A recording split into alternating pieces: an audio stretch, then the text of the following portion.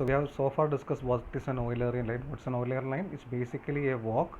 It's a closed walk which contains all the edges of the graph exactly once. So it's basically a closed walk containing all the edges of a graph. Okay, and we have also seen that the characterization for Euler lines is that the degree of the vertices of all the vertices should be even. So degree of the vertices of all the vertices of the graph should be even. That is the characterization. Okay, so it's an infinitely condition. So a connected graph, in order to be an Euler graph, all the vertices of that graph should have even degree. So that was the characterization. And from that characterization, we have come to know that there is no solution for the Königsberg bridge problem because there are vertices which are of odd degree in this graph. Okay, and I would also like to introduce a related problem which we have studied, maybe we have done in our childhood. For example, there were problems like you had a figure in which you have to draw the figure using a pencil in a continuous line without retracing any of the steps. Okay, and without lifting the pencil from paper. So these type of problems we have done in our childhood. These are actually examples of applications of Euler graph. For example, you can see, try to think whether you can draw the star. This star is called the Star of David. Can you see? Try to draw it without in a continuous. Can you try to draw it within a continuous line? Okay, without lifting the pencil from paper and without retracing the steps. So that is actually they are asking you to form a walk covering all the edges without moving through any edge more than once. Okay, so it's the same problem here. So if you think, you can see that these all problems are all related, and you can also find the solution now because you know the characterization of Euler graphs, that is they should have even degree vertices. Okay, all the vertices should be of even degree. So you can use that result in this problem. So first convince yourself that this is the same problem as finding the Euler line. Okay, so these type of problems are also there. Okay, so we can now easily solve it whether there's a solution or not. And later in this module, we will devise algorithms to actually write down an Euler graph. Okay, write down an Euler line in an Euler graph. Okay, so now finding an Euler line in an Euler graph is not an easy task. The graph is very complicated, it's very big, it's not an easy task, but we will actually devise algorithms to systematically create or write down Euler lines in an Euler graph. Okay, that we will study in the end of this module. So this is the last section is related to that. That is called a Fourier's algorithm. So we will study in the last section. Okay, so we will study that algorithm in the last section of this module. Okay, now before moving forward, I would like to introduce a related concept to Euler line. Okay, so Euler line is basically a closed walk. Okay, what if an open walk has this property? So if an open walk contains all the edges of the graph exactly once. Okay, if an open walk of the graph traverses all the edges of the graph exactly once, that such an open walk is called a unicursal line. It is called a unicursal line. So basically an open walk which contains all the edges of a graph is called an open Euler line, or simply a unicursal line, and a graph which contains an unicursal line is called a unicursal graph. Okay, so it's a related concept, and I have given you an example of a unicursal graph here. Maybe we can try to draw a unicursal line here. So basically it's an open walk. You need not come to the back, you need not come back, but it is an open walk where there should be an open walk where you can trace all the edges in that walk. Okay, so let us try to find one like that. So if I go through, so just try, we can try our luck here. So suppose it's going through this way, starting from A. Okay, going to C. Okay, then you are coming to D, then you are coming back at A, then you go through F4 to B. Okay, then you come through 5 to D, and if you go through D to E, and then you come to B again. So you started with A and you ended with B. Okay, so if you want, I'll write down the work here. I started with A, I went through edge 1, I reached C, so I came through this direction. Okay, then I went through 2, I reached D, so I reached this direction. Again I went back at A, so I took 3 route and I reached A now, and now I went through 4 to reach B again. So now I am in this route here. Okay, then I went through 5 and reached D. Okay, I went through this route now, and now finally through D I went to 6. Okay, reaching E, and finally tracing the edge 7 through B. Okay, so you can now see that this walk is an open walk because the initial and terminal vertices are different, but it contains all the edges. Okay, so this is called a unicursal line, and therefore this graph is unicursal. Okay, and now if you can see that unique cursor line does not have the Euler characterization here, there can be odd vertices. Okay, but if you look closely at this graph, if you draw an edge between the initial and final vertex, suppose there is an edge, for example, an imaginary edge is there, for example, maybe we have so many A7 edges. So if I draw an edge 8 between B and A, so if I draw an extra edge here, okay, if I draw an extra edge here, what will happen? We will be getting an Euler closed, it will be getting a closed walk which is an Euler line. So unique cursor line can easily be made an Euler line by addition of a vertex, addition of an edge. Okay, and also you can see the property of those terminal edges. What are the properties? You can see that in the initial graph the degree of A was 3, the degree of B was 2. So basically in the initial case the degrees of A and B were odd, and the degree of all other vertex were, you can see here, it is 2, 4, 2, because you have to exit and enter and exit through any vertex in between. So the degree of all other vertices are even except for the degree of initial and final vertices. So if you add an edge between the initial and final vertices, you will definitely be getting a Euler line. So you can say that a connected graph is unique cursor. Okay, so using the characterization of Euler graphs, and a graph is Euler if all the vertices have even degrees, but in a unique cursor graph all the vertices except 2 will have even degree. Okay, so there are exactly 2 vertices of odd degree in a unique cursor graph. Okay, so because if you have a 2 vertices of odd degree, you can draw a line to make it Euler graph. Okay, if it is an Euler graph, that means except for this new edge, the degree of all the vertices should be even. So when this new edge is also accounted, the degree of the initial and final vertex was also even. So when you remove that edge, actually only the initial and final vertex would be left having odd degree. Rest everywhere the degree should be even. Okay, so just by adding a single edge to the initial and final vertex, you will get an Euler line. From there you can use the characterization of Euler line to show the degree of all other vertices are even, and then you just remove the newly added edge, leaving the degree of these 2 vertices where this edge was drawn as odd. So that's the idea of that. So you can try this problem if you want. A connected graph is unique cursor if and only if it has exactly 2 edges of odd degree. Okay, so that is also a property of unique. So this was a related concept which I would like to emphasize. Okay, and also we will also see one interesting result on unique cursor graph. Okay, so just making use of this observation here. So you had an unique cursor graph here. Okay, and this graph was unique cursor because it had exactly 2 vertices of odd degree. Okay, so it had exactly 2 vertices of odd degree. Okay, what about a graph having 2k vertices of odd degree? For example, it may have 4 vertices of odd degree, 6 vertices of odd degree. Suppose a graph having 2k vertices of odd degree. Okay, so that also has a good characterization using this unique cursor graph. So the result is that if you have two vertices of odd degree, you will get one unique cursor graph. The resultant graph is unique cursor. So if you have 2k vertices of odd degree, then you can actually divide that graph into k unique cursor graphs. You can subdivide that graph into k unique cursor graphs which are edge disjoint. So the result is this: if there are 2k vertices of odd degree, the graph G could be now decomposed into k unique cursor graphs which are edge disjoint. Okay, so before edge disjoint. Okay, for example, let me give you an example. Or this is a graph here. So I am going to draw some subgraphs of this graph.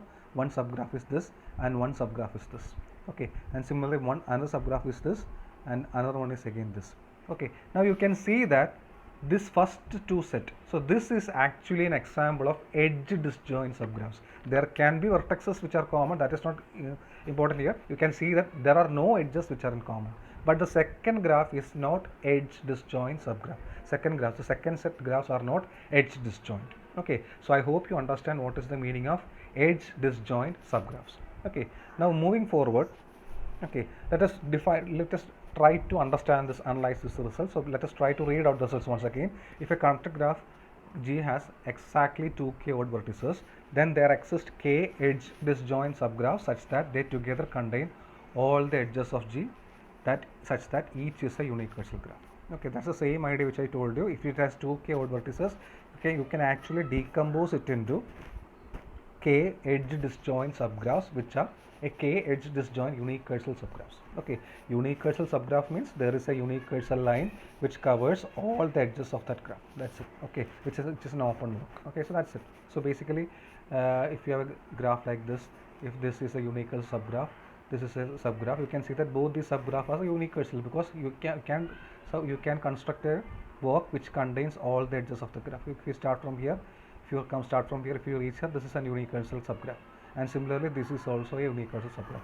So that's the idea. So this entire graph can now be decomposed into unique cursor subgraph. Okay, this and bigger graph need not be unique cursor. For our example, this bigger graph is unique cursor, but it need not be unique cursor in every case. But still, if there are only 2k odd vertices, we can decompose it into k unique cursor graphs. Okay, let us try to prove it. I'll just try to tell you the logic of the proof, and also I will illustrate the proof. Okay, I'll just illustrate the proof. Let's try to understand. Okay, so what we do is that you will take these 2k odd vertices. Okay, you will take these 2k odd vertices, and you know that if all the vertices had even degree, then you would have got an Euler line. Okay, if all the vertices had an even degree, you would have got an Euler line. So what I plan to do is that I will try to make the degree of all the vertices as even in order to construct an Euler line. So what I do is that I'll group the vertices into maybe k sets. For example, I'll take the first k vertices as v1, v2, etc. vk. Then I'll take the next k vertices as w1, w2, etc. wk. Then I'll join this v1, w1 using nh. I'll join v2, w2 using nh. I'll join vk, wk using nh. So I'll join this v1, v2, v1, v2, v2, w2 and vk, wk using new edges. So these are additional edges, and you can see that no edges will have any vertex in common. All the vertices are different here. So I am giving this edges to different vertices only. So so the degree of all the vertices have been increased by exactly all the odd vertices. The degree of all the odd vertices have been increased by exactly 1. That means now the degree of all the vertices in the graph has become even. Okay, because you are leaving untouched the even vertices, you are only taking the odd vertices and then you are supplying an edge to them. So thus making the degree of all the vertices as even, and therefore you will have an Euler line in that graph. So I hope it is clear. So I'll call the new graph such obtained called G dash. So let the initial graph be G, and let G dash be the graph obtained by adding these k edges. Okay, now this G dash has all the vertices of even degree, therefore it is Eulerian. So you will have an Euler line there. Okay, so if you then you can, next step is you try to trace out that Euler. So you have to write down that Euler line there. You have to identify the Euler line there. Okay, so if I identify the Euler line, what will happen is that suppose the Euler line is like this. It will be like, maybe it will have v1, it will start at v1, maybe it will go to v2, it will make some edges be there, it will go to v3, something like that. It will be going roundabout and it will be coming to like this. It may reach again back at v1. So here may w1 may be there. Okay, so suppose it is like this. So we have written the Euler line. Okay, so the Euler line we have written here. Okay, so just a second. Okay, so you have somewhere v2 is there, so w2 will be there somewhere. Similarly v3 would be there somewhere, w3 would be there somewhere. So here v1 also can repeat somewhere. Okay, so that's no issue. You just write it like this. You just write it down like so. V1 can also occur again when you trace it out. We'll see an example there. Okay, so in this, what you do is that first of all, once you have written down or identified the Euler line, we will now delete the additional edges one by one. We will now delete the additional edges one by one. Okay, so now you can see that actually v1 w1 was an additional edge here, v2 w2 was an additional edge by construction, v3 w3 was an additional edge here. Okay, it is like that. Okay, so we are going to delete it step by step. So once I delete the first additional edge v1 w1, what will happen? The graph is now just the graph has now become a unique cursor line. So once you delete one edge, you will get one unique cursor line.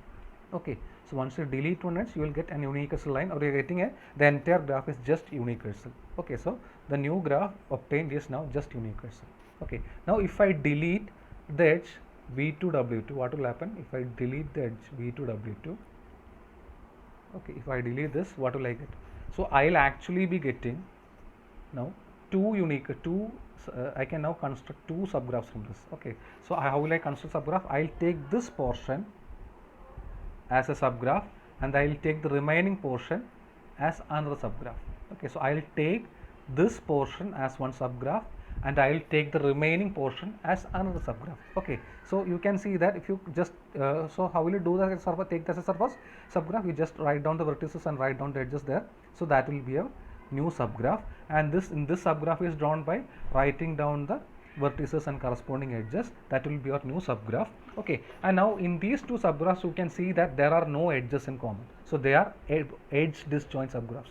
Why there are no edges in common? Because this is actually this was an Euler line, therefore no edges are being repeated, so you are writing the subgraphs from that Euler line only. That is why there will be no edge in common between these two subgraphs. I hope it is clear. Okay, so now they are edge disjoint subgraphs, and moreover both the subgraphs are unicursal. Okay, why? Because this first subgraph consists entirely of the edges written in this walk. Okay, and also the second subgraph consists entirely of edges written in this walk. So that means, what does that mean? That means both these subgraph contain has a walk which contain all the edges in them. Therefore this first subgraph will be a unicursal graph and the second subgraph will be a unicursal graph. Okay, so once you delete two edges, you will be getting two unicursal subgraphs. So similarly, if you carry forward the idea, you now delete the third edge here. Okay, third additional edge. So if you delete the third edge, what will happen? Again you will be getting a one more subgraph here. So if you deleted this edge, you can construct this, consider this subgraph and also this subgraph. So there was a subgraph here. So you have now three subgraphs with the same properties. They are edge disjoint because they are part of the Euler line, and also they have no edges in common, and because of the construction of subgraph they are also unicursal. So when you moving forward, when you delete this k additional edges, you will be getting k different subgraphs. Okay, so that is the proof of this result. You can read it now. So basically, if a graph has exactly 2k odd vertices, there exists k edge disjoint subgraphs such that they are unicursal. So that is the idea of the proof. Now go through the theorem. It's very simple, but only the idea is a bit tricky. So try to understand the logic of that idea. I will illustrate the proof now. I'll just illustrate the proof with an example now, so that you can understand it better. Okay, so let us consider a graph here. Okay, so I am considering a graph here. Okay, so you can see that this graph is not Eulerian because the vertices have odd degree also, but you can see that the vertices everywhere has degree 3. So there are actually 4 vertices of degree 3 or 2k vertices of odd degree where k is 2, where actually k is 2. So as per our result, we could actually decompose this into two edge disjoint subgraphs. So as per our proof, we can actually decompose this graph into two edge disjoint subgraphs. So let us see how. So let us see how we have done the proof of the graph. So what you did, we actually grouped the vertices into two and then we drew edges between them.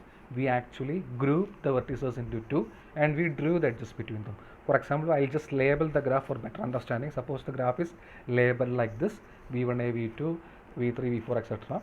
Okay, and now let us try to draw edges here. Okay, so you can draw edges in any format. The only thing is that we can draw only two edges here. Okay, because there are only 4 vertices of 4 degree, and therefore in order to increase the degree of each vertex by 1, you just add 2 edges, because addition of one edge itself increases the degree of 2 vertices by 1. So you need to add only 2 edges. So I can group in either you can draw an edge between V1, V2, or you can draw an edge between V4, V3, or otherwise you can draw an edge between V1, V4 and V2, V3, which is according to your choice. For now, I will be drawing an edge between V1, V2 and V3, V4 like this. Okay, so we will call that newly added edges as X and Y. Okay, so I hope it is clear here. Okay, now you can find an Euler line. You can try using trial and error. You can try find an Euler line. Later part of this module, we will develop a systematic method to find the Euler line. Till then, we will try to find an Euler line by trial and error. So let us try to find an Euler line. I have already found an Euler line for you. You can also find other Euler lines also. It's your choice. Okay, so suppose we have found an Euler line here. Okay, so this is the Euler line which I have found. So this is the graph. I have shared the sheet with you. You can check out the Euler line.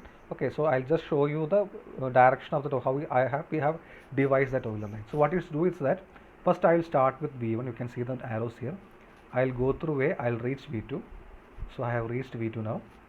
Okay, then what will I do? Then I'll go through B. I'll reach V3 now. Now I have reached this level. Okay, then through V3 I'll go through E. This is the edge E. I'll reach again V1. So now I have reached V1 through this path. Okay, then I'll go through D to reach V4. Okay, then I'll go through this Y to reach again V3. Okay, then I'll go through this C to reach V4. You can see the diagram. C to reach V4. Then I'll go through this F to reach V2 again.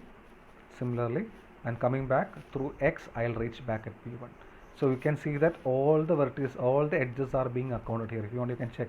A is there, B is there, C is there, D is there, E is there, F is there, our X is there, our Y is there. Okay, so this is an example of an Euler line here. You can also give example of other Euler lines. Accordingly, the illustration will change. Well, that is the only reason. So I hope it is clear. Identify an Euler line. Please go through it yourself. Okay, now we are going to successively delete the additional edges. So where are our additional edges? One additional edge is lying here, X is here, another additional edge is lying here, Y is there. Okay, so first of all I will delete this additional edge X. First of all I will delete that X. So when I delete that X, what will happen? My walk will become simply like this.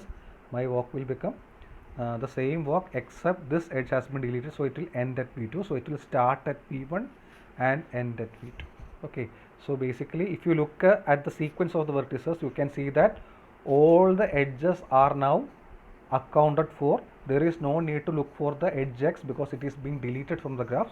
So the resultant graph is actually a universal graph. Okay, I'll just show you the resultant graph. So the resultant graph which is obtained by deletion of this X was this, the right side graph. So this is the resultant graph. This is actually now a universal graph, and the universal line is given by the walk written here. If you want, you can just verify. You start with V1, you go through A, you reach V2, you go through B, you reach V3.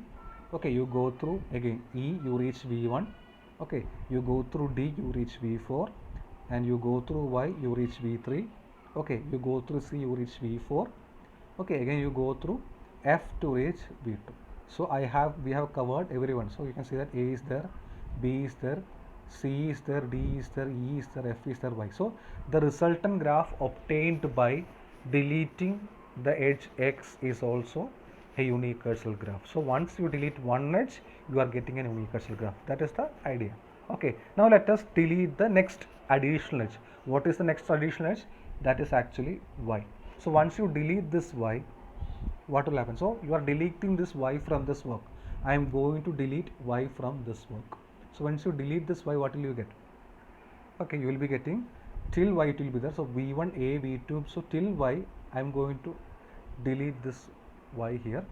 So I'll be this walk will now be split into two parts, right? So one part is there till Y, that is till V4. The next part will start with V3. Okay, so it is V1A, V2, B, V3, E, V1, D, V4, and Y is deleted. The next part is just V3, C, V4, F, V2. Okay, now let us try to draw these parts. So suppose I am drawing this as a subgraph. So it is there, V1 is there, V2 is there, V3 is there, V1 is there, V4 is there. So this is the subgraph. I'll just draw this subgraph and I mark the edges. So it is V1 goes to A, reaches V2, comes to B, reaches V3, goes to E, reaches V1, comes through D, reaches V4. So this is the subgraph, and this is actually a universal line in this subgraph. Therefore this subgraph is universal. Okay, so we have got that. Okay, similarly we are going for the next sub. Let us draw this next subgraph. It has only three vertices, V3, C4, V2. I have just marked V1 for your understanding only. So you have three vertices, V3, C, V4, V2. So if you mark it here, V3 is there. Okay, similarly V4 is there, V2 is there. Just draw these edges. This V1 will not be there in the subgraph. I have just drawn it for your understanding. So it will just have V3, C, V4, V2. So this is also a subgraph containing only some edges. So this this walk is actually a unique cursor line in the subgraph. Okay, so it is starting with v3, going to c, v4, f, v2. So you have got two unique cursor subgraphs, and there are actually no edges in between them also. Okay, you can see that there are no edges in between them. And what will you happen when if you take these two graphs together? When you take these two graphs together, what will you get? You will be getting the full graph. You will be getting in the full graph. If you take these two vertices together, these graphs together, you will be getting the full graph.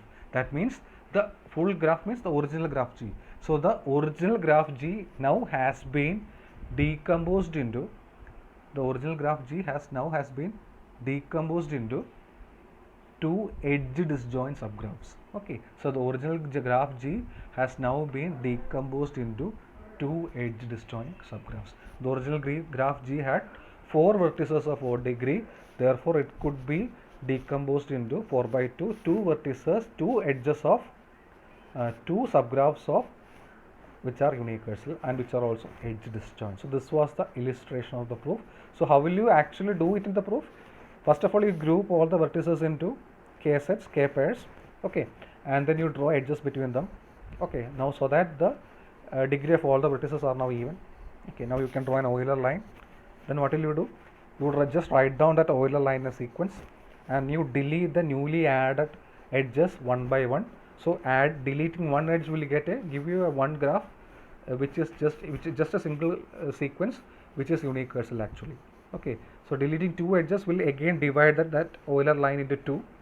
So you will be getting two subgraphs. If you plot that subgraph, you are actually having two unicursal lines because of the properties of that Euler line. Okay, so we have two unicursal graphs. Again, if you do delete an additional edge, again you will be getting three parts now. All three of them will be again unicursal. So that is the idea. So please go through the proof again and see the illustrations given here. I will also share the PPT with you and convince in yourself that this is possible. So convince yourself and try to understand this, and we will discuss more about this in the live session. Okay, thank you.